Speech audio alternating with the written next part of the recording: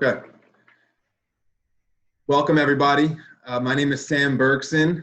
I am an attorney with Jacobowitz and Gubitz. I'd like to welcome you all to the August 18th edition of the Jacobowitz and Gubitz webinar series.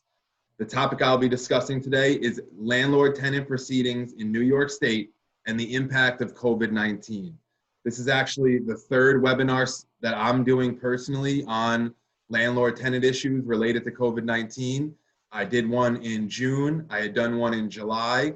Now I'm doing this one in August, and I'll tell you, every one of those webinars, the situation has been different in terms of what landlords and tenants need to deal with in New York as a result of the COVID-19 pandemic, the executive orders, and all the issues surrounding the pandemic. And so I'm very glad that I can address those issues for you. I'll also be addressing the grand scheme of landlord tenant law in New York. So I very much hope this will be an extremely informative webinar for you. If you do find this webinar informative, you are entitled to a 15-minute consultation. So please reach out to the firm and touch base if you're interested in that consultation. I'd be happy to talk to you about your particular landlord tenant matters. Don't hesitate, just reach out. Jacobowitz and Gubitz is a full-service law firm in Walden and Monticello. We serve the Hudson Valley, and we've been doing that proudly for 50 years. We have 20 attorneys on staff with full support staff. We practice in over 30 areas of law. I personally practice municipal, land use, real estate, and landlord tenant areas of law, but we also practice bankruptcy, business, estate planning, environmental, equine, real estate, zoning, personal injury. If there's a legal issue that you have, we could certainly handle it, and we'd be happy to. We take great pride in how we handle our clients and the results that we get for our clients. So if there's any legal issue you have, not just related to landlord tenant or zoning or municipal issues, if there's any legal issue you have at all, please don't hesitate, reach out to our firm. We'd be happy to help. Now, let's get to it. I'm here to discuss evictions, landlord tenant proceedings in New York State. And just to get started, evictions in New York are summary proceedings. A summary proceeding is an expedited process through which a landlord may evict a tenant. These are justice court proceedings that take place before a local judge in a town or a village court. So you're in a justice court for an eviction proceeding. You're not in county Supreme Court. You're not in the large county courthouse.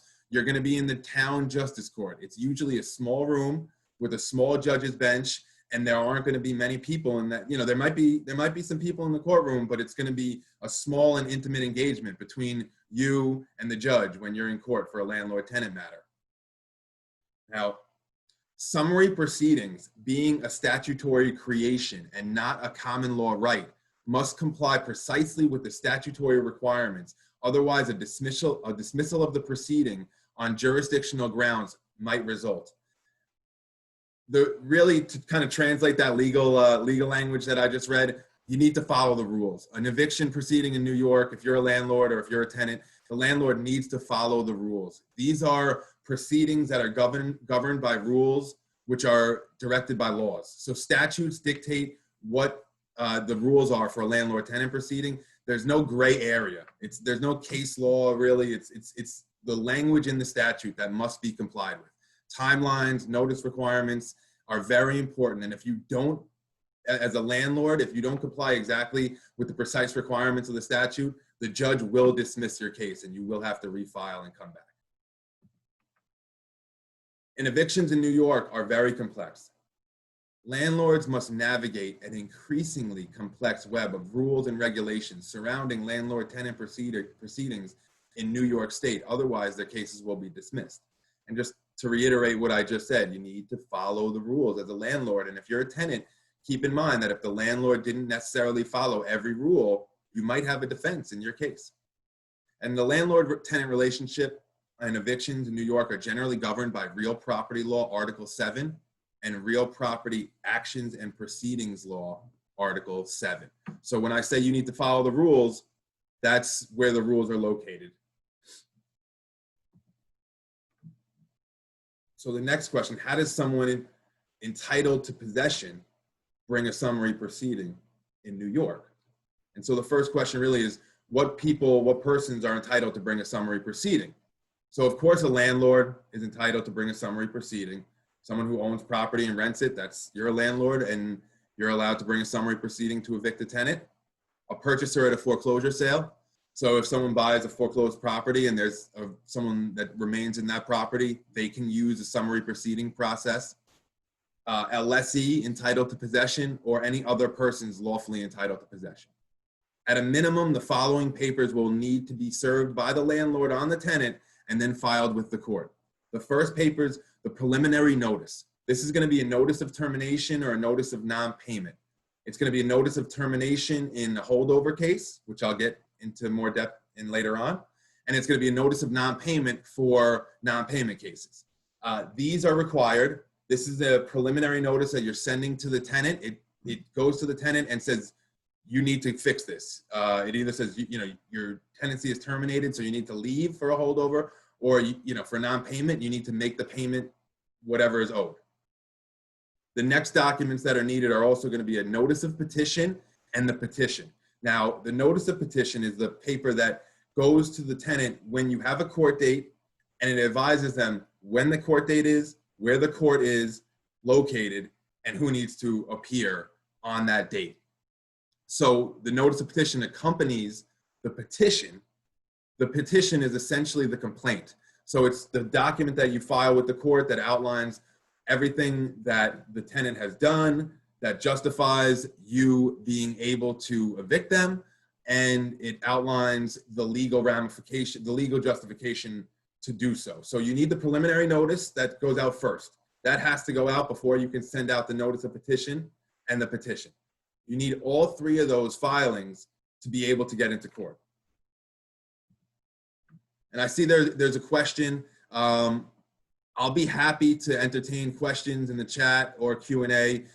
Just give me till the end of the presentation, and I'd be more than happy to spend as much time as possible, and as needed to answer any questions. So we have the documents. We know which documents are needed by a landlord to initiate a eviction matter. What are the grounds for an eviction, right? So who can be evicted? A tenant will include an occupant of one or more rooms in a rooming house or as a resident, not including a transient occupant of one or more rooms in a hotel who has been in possession for 30 consecutive days or longer. No tenant or lawful occupant of a dwelling or housing accommodation shall be removed from possession except in a special proceeding. So the thing you need to focus on here is 30 days. And so as long as they're not in a hotel, if they're in a residence and that individual is there for over 30 days, lease or no lease, they will be considered a tenant. So once that person has been there for 30 days, you're going to need to use the summary proceeding to remove them from that property. You can't forcefully remove them. You can't lock them out. They have all the rights in New York State that they would get as a tenant. And so we will discuss the following summary proceedings in more depth later on. We're going to go into non-payment proceedings and holdover proceedings, which I had mentioned a little while ago. I'm also going to go on, into a discussion on the grounds where no landlord-tenant relationship exists. So that would be situations kind of like where typically you would think of as a squatter situation. And so I'll very quickly go into the rules regarding those situations. But first, before I go into the details regarding landlord-tenant matters in New York, I would like to address the impact that COVID-19 has had on landlord-tenant proceedings in the state, because it's been a very complex set of executive orders, state laws, administrative orders from the courts, and navigating all those has been very difficult, even for landlord-tenant attorneys that I have encountered over the past few months. So I'd like to summarize now where we are in New York State in terms of how landlord-tenant matters can proceed, what issues need to be addressed by the courts, and what you should be aware of as a landlord or a tenant. So on March 15th, the Unified Court System for the state of New York issued a memorandum that effective on Monday, March 16th, all eviction proceedings and pending eviction orders shall be suspended statewide until further notice. So we're going all the way back to March. This is when the pandemic really started to impact the Northeast and New York. And right away, the Office of Court Administration implemented this moratorium and put a halt on landlord tenant matters. And so since then, there hasn't been an updated memorandum until last week on August 12th. The unified court system provided an update to the March memo. That update contained the following. Any eviction matters commenced prior to March 17th may resume with certain caveats. First, residential eviction matters must be conferenced before a judge before they can proceed. Next, no evictions may take place prior to October 1st, 2020. And also, respondent tenants will be eligible for extensions of time to answer. Now, I want to go into the language here, kind of explain what I just read. Any eviction matters commenced prior to March 17th. What does that mean? That means it's an eviction matter where the notice of petition was filed with the court. It would have been served on the tenant and filed with the court. This does not include cases where you sent out just a preliminary notice. And so if you sent out a preliminary notice and you have not yet filed your notice of petition, you cannot proceed with your eviction matter. And you see on the bottom, I noted any evictions commenced prior to March 17 that were not commenced prior to March 17 remain suspended. So if you need to have filed your notice of petition and petition with the court in order to have that resume now. If you just sent out the notice of petition, the preliminary notice, I apologize, it's either the notice of termination or the notice of non-payment, that alone is not going to get you back into court yet. We're still waiting on that further direction from the Office of Court Administration. If you did file a notice of petition and a petition after March 17th, then no matter what, no matter where your case is, if you already have a judgment and the warrant is signed, it just hasn't been served by the sheriff, no matter what, the court has to conference that case. So you have to come back before the judge with both sides, the tenant and the landlord, need to come back, and the judge is ordered to have a conference, a status or a settlement conference between the parties. So, like I said, even if your case has been determined, the sheriff has a warrant and they're just waiting to execute it. Even if that's the case, the judge still needs to hear the case for a status conference. And then lastly, respondent tenants will be eligible for an extension of time to answer. Now, this is very complicated, and I'm going to get into it a little bit more in my next slide. But the executive orders that have been issued, the chain of executive orders that have been issued by the governor, have essentially extended the statute of limitations for all matters to motion practice, answering, any legal action that could be taken essentially has been suspended until September 4th, and that probably will be extended. Now, what that means in the context of landlord tenant matters is that even for these matters that resume, the respondent tenant still has until that statute of limitations expires to answer their petition. And so they basically, right now, tenants have, until September 4th to answer a petition, and that might get extended. So the typical response times are going to be slightly extended, and you need to be aware of that going forward if you're a landlord or a tenant and you're filing a case or you're answering a case. So, and then just to reiterate, any evictions that have not been commenced prior to March 17th are still suspended, and there's been no direction on when they might resume. We're just awaiting word from the Office of Court Administration. So that covers the two memorandums from the Office of Court Administration. Now, I'd like to also address the executive orders that have impacted landlord tenant proceedings since March. On March 20th, the governor issued Executive Order 202.8, which stated that no eviction proceedings or execution on eviction warrants can go forward through June 20th. Executive Orders 202.14, 202.28, 202.48, 202.55 have continually extended those protections through at least September 4th. So that's it coincides with the memorandums that I just explained. But really right now, the memorandums from the Office of Court Administration dictate when these actions might resume or not. And then you also have to keep in mind that there are statute of limitations that are impacted by these executive orders as well. Also, on May 7th, the governor issued Executive Order 202.28, which stated that no non-payment eviction proceedings or eviction warrants would be processed through August 19th for tenants who have been impacted by the COVID-19 pandemic. That has not been extended and will expire tomorrow. The Office of Court Administration did extend those protections for commercial evictions.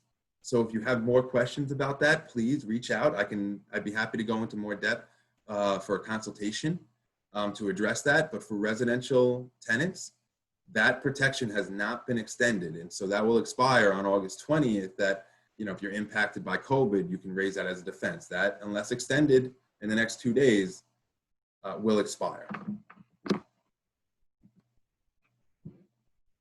So that covers the administrative orders and the executive orders so far.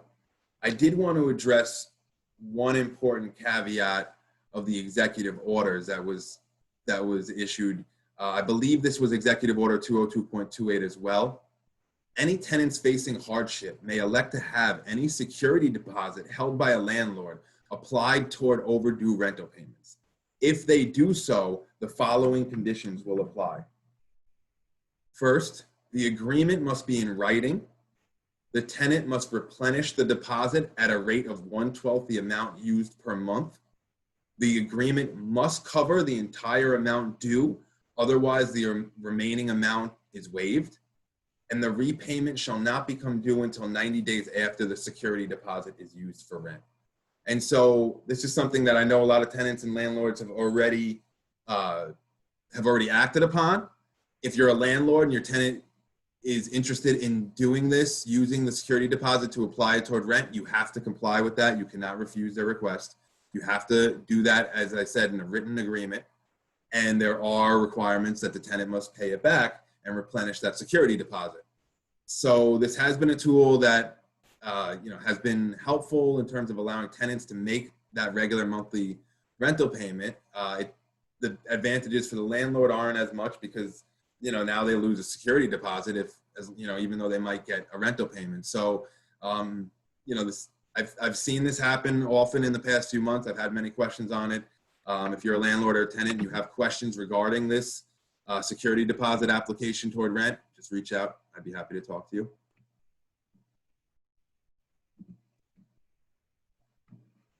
So, just generally, with COVID-19 and the impact that it's had, just what can landlords and tenants do during these times? My first advice is to talk to each other. Tenants who have been impacted by a hardship, they know that, their landlords usually know that they're going through some sort of a hardship, and landlords as well. You should reach out to your tenants, especially if you're aware that they might be dealing with something, and try and work out, an arrangement, a payment arrangement, negotiation, some sort of situation that might allow you to practically, resolve any issues.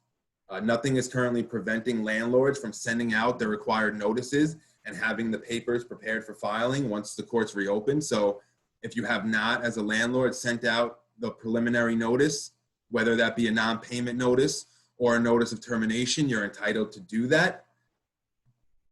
And then tenants need to be aware that the moratorium on evictions does not mean that they do not owe any money for the past few months.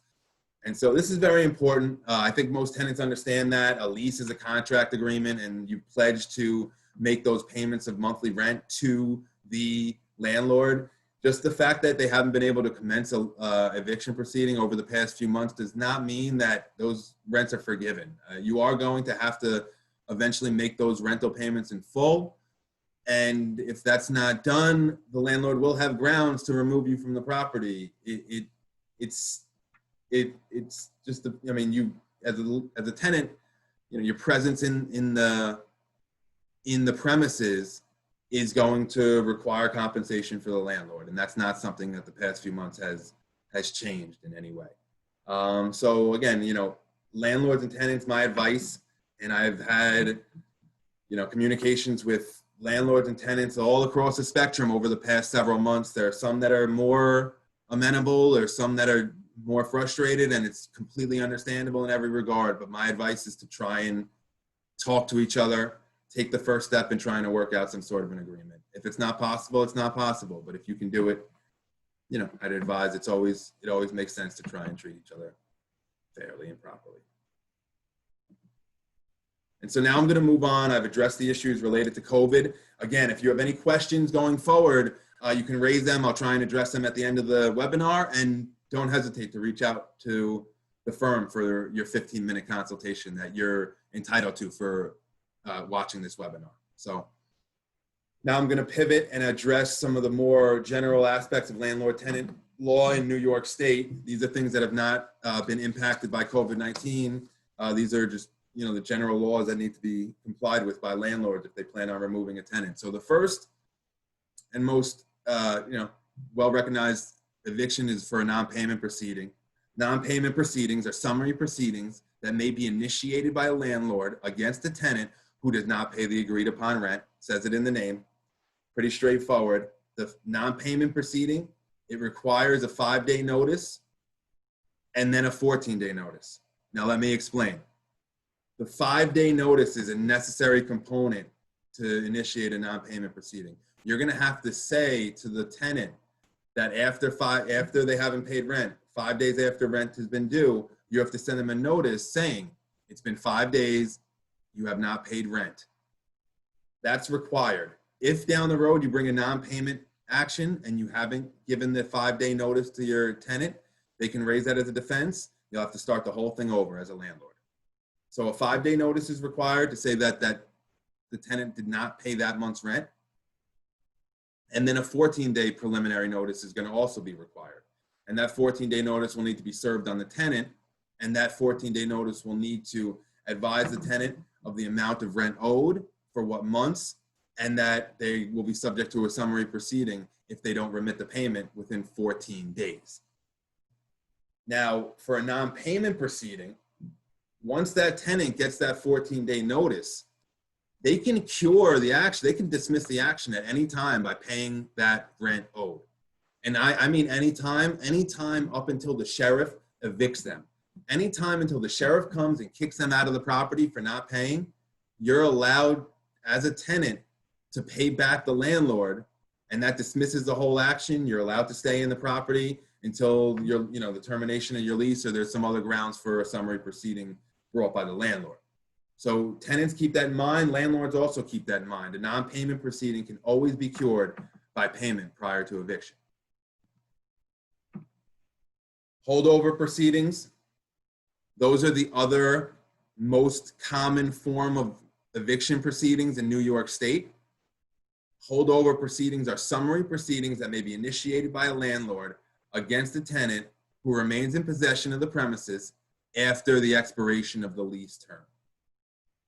This requires either a 30, 60, or 90-day notice, depending on the length of the term or the length of the stay. Now, if the tenant is in the property for less than 1 year, you only need to serve them with a 30-day notice. If the tenant has been in the property for over 1 year, you need to serve them with a 60-day non-renewal notice. And if the tenant has been in the property for over 2 years, they're going to be required to get a 90-day notice. It's very important that when you send out what's called the non-renewal notice and you advise the tenant that their tenancy is ending and that you are not renewing their tenancy, that these notices get sent out properly. Before you can bring a summary proceeding, you need to send these notices out properly.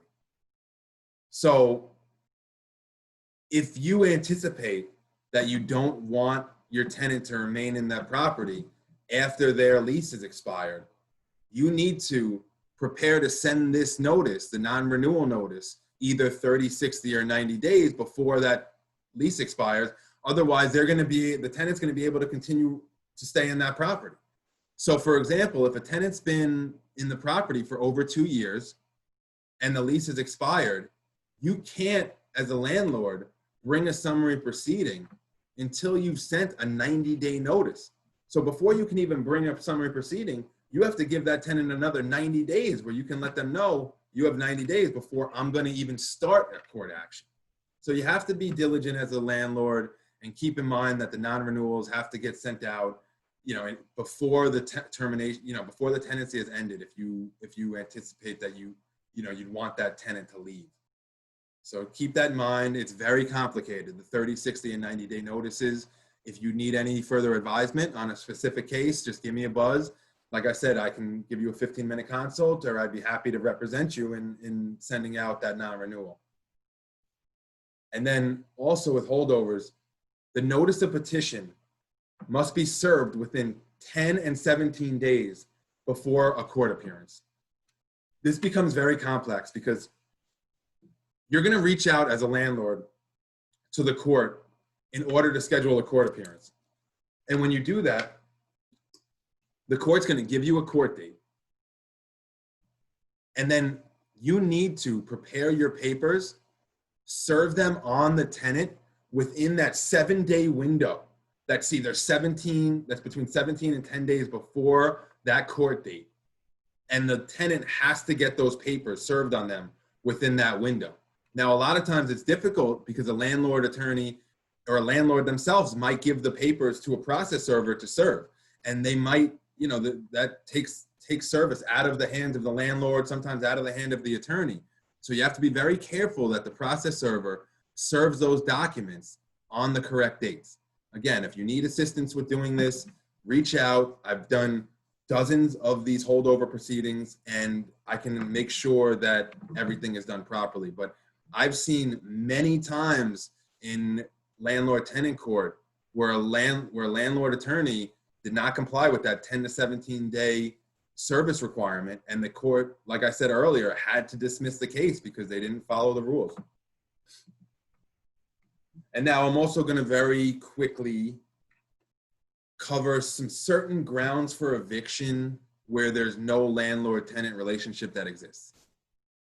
And this is only going to require a 10-day notice to quit before you bring a summary proceeding. So it's not going to require a 14-day and 5-day notice or a 30-day notice. This just requires a 10-day notice to quit, and then you still do need to initiate an action by filing a notice of petition and going to court. And so the typical situations where there's not a landlord-tenant relationship are squatters. So that's, some random person comes into your property and starts setting up shop. If a squatter has been in your property for 30 days, they get the rights of a tenant and you have to give them proper notice. So that would be a 30-day notice if they have been in there for 30 days. So you have to be careful as a landlord, to be aware of when that squatter might have entered your property. If they did not exceed that 30-day threshold, you can serve them with a 10-day notice, get them into court as quickly as possible, and you should be able to quickly get a warrant of eviction to remove them. Some judges are not as familiar with 10-day notices where there's no landlord-tenant relationship, and you might need to, as a landlord or as a landlord's attorney, you might need to walk them through that. But that's the nature of the statute, and that's the rule. So also for a holdover post foreclosure sale, those individuals are not going to be considered tenants unless they meet that 30-day threshold. And so an owner who takes possession of a property after a foreclosure sale, they need to see, are there anyone in the property, and do I need to serve them with a 10-day notice? And then lastly, a licensee whose license has expired, someone that might be might be licensed to do work on a property but hasn't removed. Situations like that will require a 10-day notice. And so I've addressed some of the basics of landlord tenant proceedings in New York, the statutory requirements for landlord proceedings in New York. I've addressed the impact that COVID-19 has and continues to have on landlord tenant proceedings in New York. And now I just quickly want to address how a tenant might respond to a summary proceeding that's brought against them in the state of New York. The first question I'm going to address, what papers would a tenant need to file? So the tenant does not need to file a paper answer with the court.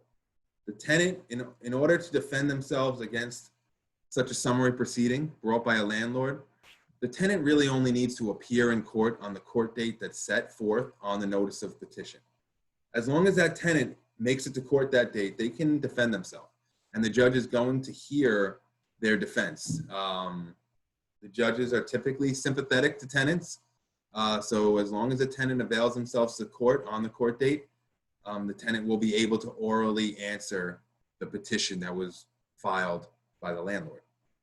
And now the most common successful defenses that are typically brought by tenants in an eviction proceeding are, first, that the tenant paid the rent in a non-payment. I mean, I addressed that a little while ago. At any point during a non-payment proceeding, up to the point that the tenant is evicted, the tenant can pay rent, dismisses the case, they can remain in the property.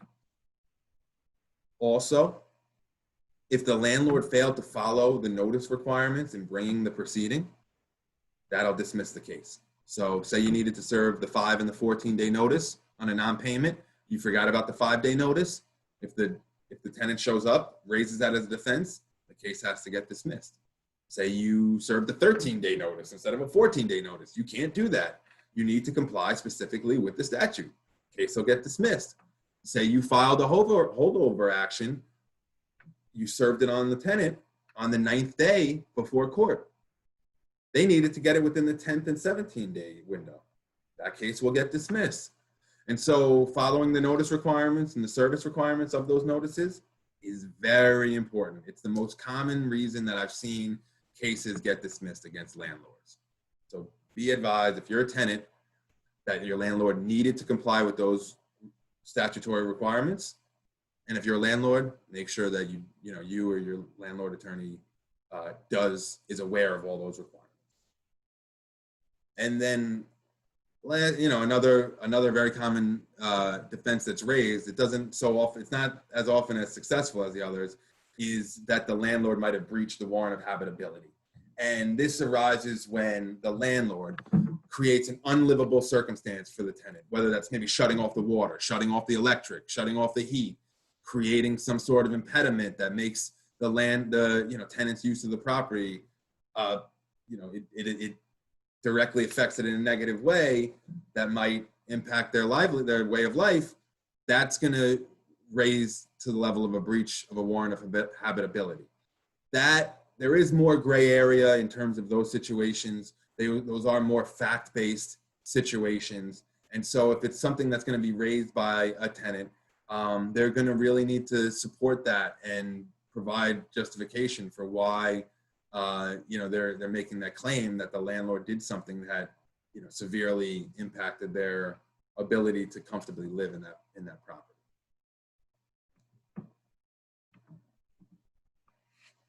And so now I want to pivot. I want to address what was passed by the New York State Legislature in June of 2019. And at this point, it seems like that's a decade ago, considering everything that's happened in landlord tenant law over the past 13, 14 months.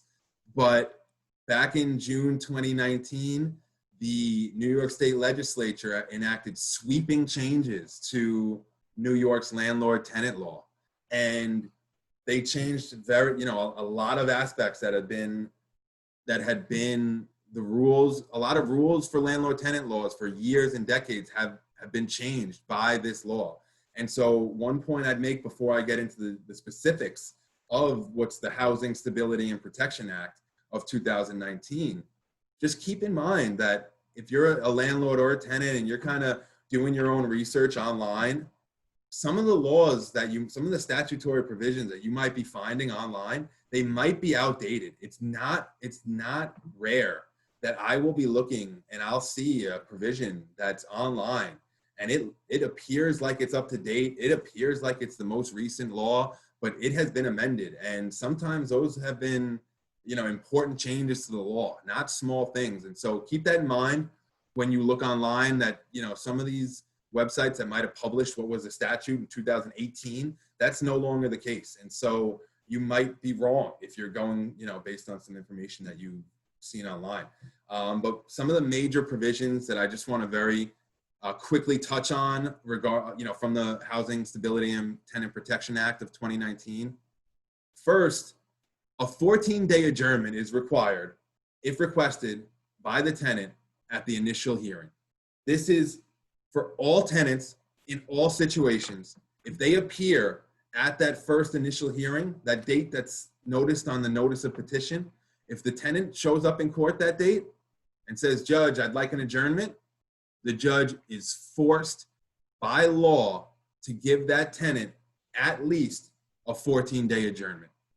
Usually judges will set that next hearing as soon as possible. They won't, push it out too much more than the 14 days, but the tenant is entitled to that automatically. Now, what happens is if the tenant comes in and asks and gets that 14-day adjournment, then the next hearing, the second hearing, is going to be a small trial. And at the small trial, the judge is going to have to adjudicate the facts, and the tenant can set forth their defenses, and the judge is going to have to come to a decision. But the tenant can show up for that first hearing, ask for a 14-day adjournment, and they get it, and they automatically get it. And so that's something that landlords and tenants should both keep in mind if they're dealing with a summary proceeding. Now, another very significant impact of the law from last summer was that only fees for use and occupancy will be allowed to be demanded in a summary proceeding. Other fees, like legal fees, late fees, damage to the property, any of those fees will require separate actions to recover a judgment against those tenants.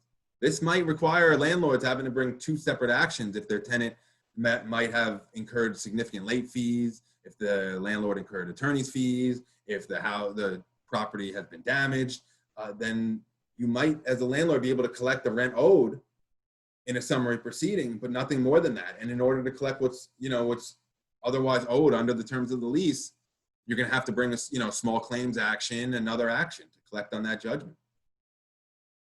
And then warrants of eviction, based on the law from 2019, are allowed to be stayed for 1 year, and then the court may not, the warrant may not be served by the sheriff for at least 14 days. I kind of did those last two in reverse, but basically if the case comes down in your favor, the judge on his own accord can hold on to that warrant of eviction for 1 year, for up to 1 year. And that, I have never seen it happen where a judge has done that. I've never even heard of that happening in the last year and a half, in the last year where a judge has done that, but the law entitles them to do it. And then also the judge needs to then hold on to the sheriff once they get the warrant. They need to hold on to it for 14 days before they can go and actually physically remove that tenant from the property. So there are a lot of issues that can keep these cases dragging on. And landlords, I know a lot of times come to me and they want to get a tenant out, and they want to get a tenant out quickly. But the laws in New York have been crafted in favor of tenants. And that's something that I reiterate to all my landlord clients, that we have to keep in mind that the laws are set up for tenants. If you slip up, you have to start over. And so it makes sense to do everything right. And even if that sometimes might be a painful process for landlords, my advisement is to never think about taking a shortcut and to make sure you do everything right. Otherwise, it's more than likely the case is going to get dismissed and you'll have to start over. And so that's really the conclusion of the substantive part of my webinar. I want to open up for some questions. I think I really went in depth on a lot of information. It is complicated stuff. Definitely reach out to me. I'd be more than happy to have a conversation with you regarding these issues. Like I said, we take a lot of pride at J&G in representing our clients. And so whether you're a landlord or a tenant, reach out. We do a lot of work for landlords, but reach out and we can have that discussion. If you need representation, like I said, I'd be more than happy to do that. You're entitled for viewing this webinar to a 15-minute consult. So please give me a buzz, reach out. I am going to now go through first question. I'm looking at the question and answers, and then I'm going to do, let me see the chat real quick as well. So let me see if I can get a couple of questions in real quick. Can I please get a copy of the PowerPoint? Yes, we will. Let me, I don't know if these are visible. I don't necessarily want them. We will get out copies of the PowerPoint to anyone who is interested in that. No problem. Tenant question. Background. The current lease ends November 30th. I'm currently in negotiations with my landlord to terminate my lease early for September 30th move out. The landlord's intention is to gut and renovate. And so it's in their best interest to leave, for me to leave early. On our last phone call, I got verbal confirmation that I can move out with no penalty. I'm waiting on written confirmation. If they backtrack and say that, yes, I can move out, but there will be a penalty and I choose not to pay that penalty, what could I be held liable for? Marina, I would advise you to reach out and we can discuss this. There might be some more facts that I'd like to gauge from you, but please reach out to me because I'd like to have more of an in-depth conversation with you to let you know what could be the ramifications there. So give me a buzz. You're entitled to a 15-minute consultation. Give me a buzz sometime soon and we can have that conversation. And I'd be more than happy to let you know. I see a couple more. What is the status? What are the statute of limitations on a loan when the bank abandoned the property? Again, I'm not too clear on what you're asking there.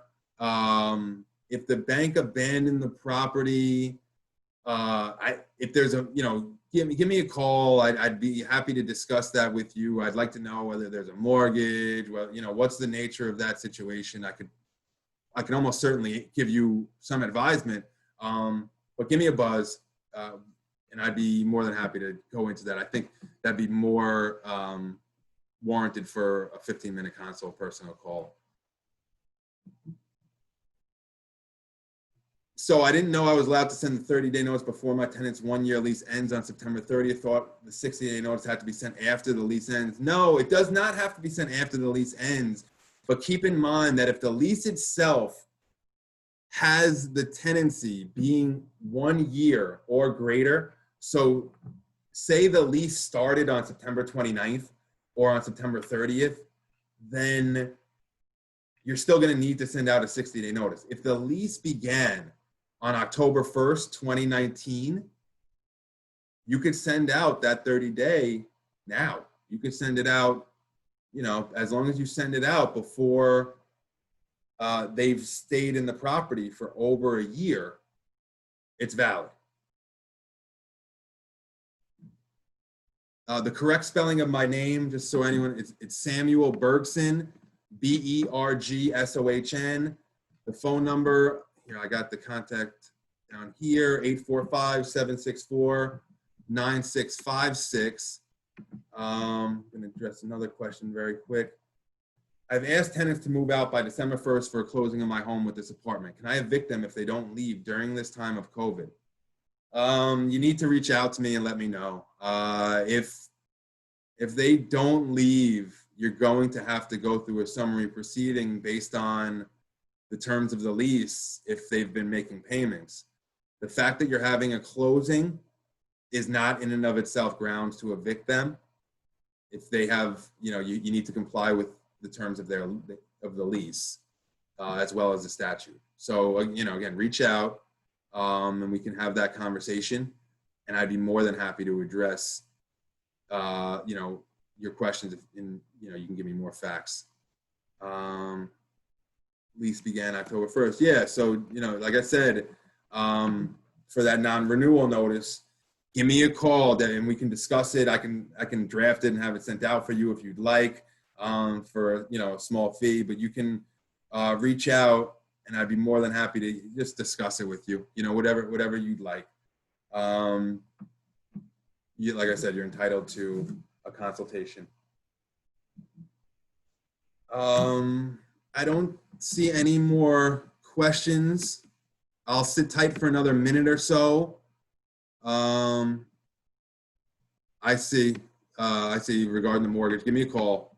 Give me a call and we can discuss. I've done, I handle issues with the banks and foreclosure related issues, bank mortgage related issues as well. So anybody who has, if there's anyone listening now that has questions regarding that, feel free to give me a call as well.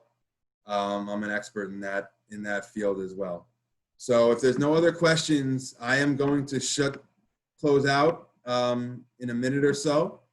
I really greatly appreciate everyone's involvement. I get a lot of joy knowing that I can, provide information to individuals that are in need out there during a very stressful time. It's very stressful for everybody. But if you have any issues, questions, that's like I've said multiple times throughout the webinar, give me a call, give me a buzz. Our firm can handle all, any and all of your legal matters. We'd be more than happy to do so.